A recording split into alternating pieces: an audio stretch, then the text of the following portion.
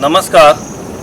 आज हम यहाँ पर बुद्धि पर नियंत्रण के लिए श्वास संबंधी व्यायाम का अभ्यास करेंगे। सबसे पहले दाहिने हाथ के अंगूठे से दाहिने कान को बंद करते हैं, जैसा कि आप मुझे देख रहे हैं। उसके पश्चात दाहिने हाथ की पहली उंगली से दाहिनी नासिका को बंद करते हैं। ये पहली स्थिति है। जैसा कि आप मुझे देख रहे हैं, दाहिने हाथ के अंगूठे और पहली उंगली से दाहिना कान और दाहिनी नासिका बंद है।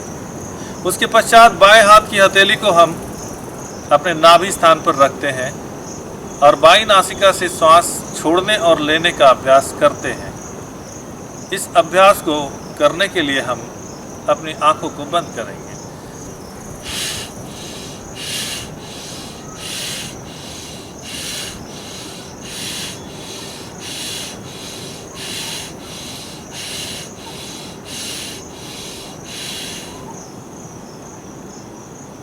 दस आवृत्तियां होने के पश्चात बाएं हाथ की हथेली को बाएं घुटने पर रखते हैं और दाहिने हाथ की उंगलियों से दाहिना कान और दाहिने नाक को हम छोड़ करके दाहिना हाथ दाहिने घुटने पर रखते हैं। फिर कुछ देर सामान्य श्वास प्रश्वास का निरीक्षण करते हैं।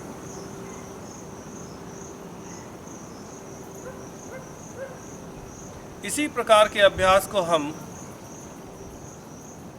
बाईं ओर से भी दोहराते हैं। बाएं हाथ के अंगूठे से बायां कान बंद करते हैं। बाएं हाथ की पहली उंगली से बाईं नासिका बंद करते हैं और शरीर को इस प्रकार की स्थिति में रखते हैं, जैसा कि आप मुझे देख रहे हैं। उसके पश्चात दाहिनी हाथ की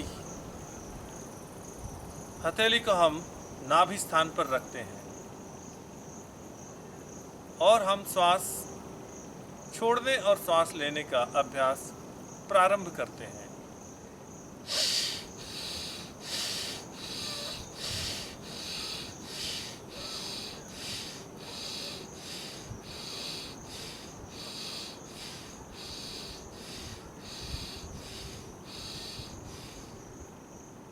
दस आवृत्तियां होने के पश्चात दाहिने हाथ की हथेली को दाहिने घुटने पर रखते हैं।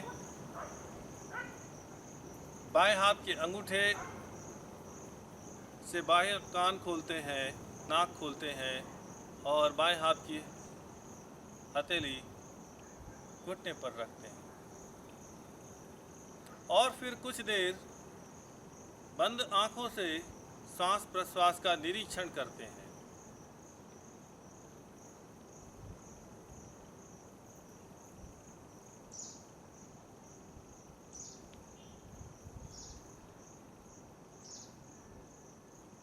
मित्रों, इस प्रकार के अभ्यास को हम 3 से 5 बार दोहराते हैं और ऐसा करने से बुद्धि पर नियंत्रण पाया जा सकता है।